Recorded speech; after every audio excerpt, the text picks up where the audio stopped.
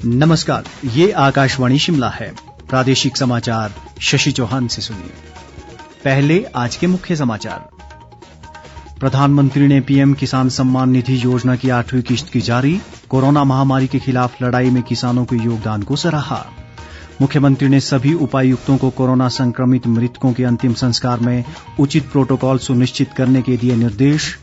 केंद्रीय मंत्री अनुराग ठाकुर ने कहा, किसानों के आर्थिक सशक्तिकरण में मददगार बनी किसान सम्मान निधि योजना।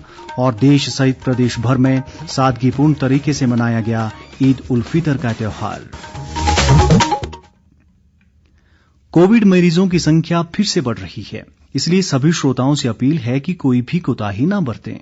सभी सुरक्षा उपायों का पालन करें और 18 वर्ष से ऊपर के सभी लोग बेहिचक टीका लगवाएं। सुरक्षित रहें और 3 आसान उपायों का पालन करें। मास्क पहनें, 2 गज दूरी है जरूरी, सुरक्षित दूरी बनाए रखें, हाथ और मुंह साफ रखें। और अब समाचार विस्तार से। प्रधानमंत्री नरेंद्र मोदी ने आश्वस्त किया है कि देश पूरी मजबूती और समर्पण से कोरोना महामारी की चुनौती से उभर जाएगा। उन्होंने जोर देकर कहा कि भारत मुश्किल घड़ी में हिम्मत हारने वाला देश नहीं है। प्रधानमंत्री किसान सम्मान निधि योजना के तहत देश के 9.5 करोड़ से अधिक किसानों को आर्थिक लाभ की 8वीं किश्त जारी करने के बाद एक वर्चुअल कार्यक्रम में प्रधानमंत्री नरेंद्र मोदी ने कहा कि किसानों ने कोविड के दौरान परीक्षा की घड़ी में देश के प्रति दृढ़ सेवा भाव दिखाया है। 24 फरवरी 2019 में शुरू की गई पीएम किसान सम्मान निधि योजना का लाभ करोड़ों किसानों को मिला है। इस योजना के तहत प्रतिवर्ष 6,000 रुपए 3 किश्तों में सीधे किसानों के खाते में भेजे जाते हैं। केंद्र सरकार प्रत्येक किसान की भूमि जोत के हिसाब से इस योजना का लाभ पहुंचाने के लिए इसका दायरा बढ़ाने के लिए वचनबद्ध है। अब तक 11 करोड़ 28 लाख से अधिक किसानों को इस योजना का लाभ मिल चुका है। गांव का, किसान का कोरोना के विरुद्ध भारत की लड़ाई में बहुत बड़ा योगदान रहा। ये आपके ही श्रम का परिणाम है कि आज इस कोरोना काल में भारत दुनिया की सबसे बड़ी मुफ्त राशन की योजना चला रहा है। प्रधानमंत्री गरीब कल्याण योजना के माध्यम से पिछले वर्ष 8 महीने तक गरीबों को मुफ्त राशन दिया गया। इस बार मई और जून महीने में देश के 80 करोड़ से ज्यादा साथियों को राशन मिले, इसका प्रबंध भी किया गया है। इस बीच मुख्यमंत्री जयराम ठाकुर ने भी शिमला से वर्चुअल माध्यम से इस कार्यक्रम में भाग लिया। उन्होंने प्रधानमंत्री किसान सम्मान निधि योजना की 8वीं किश्त जारी करने के लिए प्रधानमंत्री नरेंद्र मोदी का आभार जताया। मुख्यमंत्री ने कहा कि प्रदेश में अब तक योजना के तहत 9,26,963 पात्र किसानों को 1,355 करोड़ 80 लाख रुपए की राशि प्रदान की गई है। उन्होंने बताया कि हिमाचल में करीब 9,97,000 कृषक परिवार हैं, जिनमें से लगभग 89% छोटे व सीमांत किसान हैं। मुख्यमंत्री जयराम ठाकुर ने प्रदेश के सभी उपायुक्तों को कोरोना संक्रमित मृतकों के अंतिम संस्कार में केंद्रीय स्वास्थ्य मंत्रालय द्वारा जारी दिशा निर्देशों की अनुपालना सुनिश्चित करने के निर्देश दिए हैं। उन्होंने कहा कि शोक संतप्त परिवारों को मृतक के अंतिम संस्कार में जिला प्रशासन का पूरा सहयोग मिलना चाहिए। मुख्यमंत्री ने कहा कि अंतिम संस्कार के लिए PPE kit, dead body bag और अन्य संसाधन प्रदान किए जाएं। जयराम ठाकुर ने कहा कि इस उद्देश्य की पूर्ति के लिए ग्रामीण क्षेत्रों में खंड विकास अधिकारी अपने अपने संबंधित इलाकों में नोडल अधिकारी होंगे।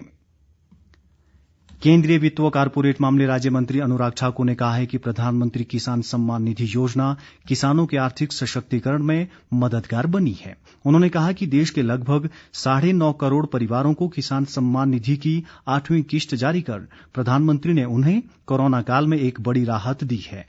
अनुराग ठाकुर ने कहा कि ये किसानों के आर्थिक उत्थान का बेहतरीन उदाहरण है।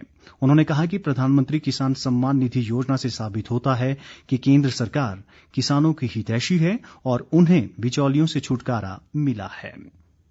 स्वास्थ्य मंत्री राजीव सैजल ने आज सोलन से वर्चुअल माध्यम से राज्य स्तरीय आयुष घर द्वार कार्यक्रम का शुभारंभ किया। ये कार्यक्रम आयुष विभाग और आर्ट ऑफ लिविंग संस्था द्वारा संयुक्त रूप से आयोजित किया जाएगा। इस कार्यक्रम में होम आइसोलेशन में रह रहे कोरोना रोगियों को योग के माध्यम से स्वस्थ करने का प्रयास किया जाएगा। राजीव सैजल ने इस अवसर पर होम आइसोलेशन में रह रहे कोरोना पॉजिटिव लोगों के घर तक भोजन पहुंचाने के लिए आर्ट ऑफ लिविंग संस्था के मोबाइल नंबर भी जारी किए। ईद उल फितर का त्यौहार आज पूरे देश में कोरोना वायरस महामारी के बीच मनाया गया। ज्यादातर लोगों ने कोविड मानदंडों का अनुपालन करते हुए आज सुबह अपने घरों में नमाज पढ़ी। राष्ट्रपति रामनाथ कोविंद, उपराष्ट्रपति एम वेंकैया नायडू और प्रधानमंत्री नरेंद्र मोदी ने सभी देशवासियों को ईद की बधाई दी है। प्रधानमंत्री नरेंद्र मोदी ने अक्षय तृतीया पर लोगों को शुभकामनाएं दी हैं। प्रधानमंत्री मोदी ने परशुराम जयंती की भी शुभकामनाएं दी हैं। इस बीच प्रदेश में भी ईद उल फितर का त्यौहार हर्षोल्लास से मनाया गया।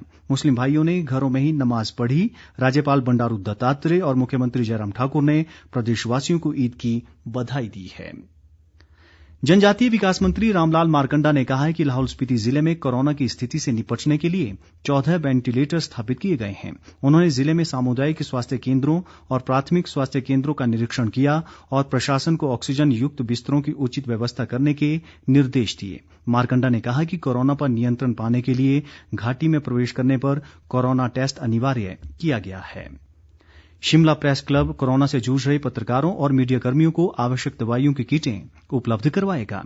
प्रेस क्लब के अध्यक्ष अनिल हेडली और कोषाध्यक्ष उज्जवल शर्मा ने बताया कि होम आइसोलेशन में रह रहे कोरोना पॉजिटिव मीडिया कर्मियों को दवाइयों की ये किटें घर घर पहुंचाई जाएंगी। प्रदेश में आज अभी तक कोरोना के 3044 नए मामले आए हैं, जबकि इस दौरान 3362 लोगों ने कोरोना से जंग जीती है। राज्य में कोरोना संक्रमण के मामले बढ़कर 1,53,717 हो गए हैं, जिनमें से 39,623 सक्रिय मामले हैं, जबकि 1,11,878 लोग उपचार के बाद ठीक हो गए हैं। प्रदेश में आज अभी तक कोरोना से 67 लोगों की मृत्यु हुई है, जिसे मिलाकर अब तक मरने वालों की संख्या बढ़कर 2185 हो चुकी है। प्रदेश कांग्रेस अध्यक्ष कुलदीप राठौर ने देश व प्रदेश में कोविड वैक्सीन की कमी और संक्रमण के बढ़ते मामलों पर चिंता व्यक्त की है। उन्होंने कहा कि कोरोना की दूसरी लहर ने सभी रिकॉर्ड तोड़ दिए हैं और हिमाचल में कोरोना से मृत्यु दर में लगातार बढ़ोतरी हो रही है। राठौर ने सरकार पर प्रभावित परिवारों की मदद न करने का आरोप लगाया है। उन्होंने कहा कि कोरोना प्रभावित परिवारों को सरकार की ओर से हर संभव मदद दी जानी चाहिए। मंडी पुलिस ने चौहार घाटी में करीब 66 बीघा भूमि पर अफीम की अवैध खेती के पौधे जब्त किए हैं। 15 लाख से अधिक इन पौधों की कीमत लगभग 10 करोड़ रुपए आंकी गई है।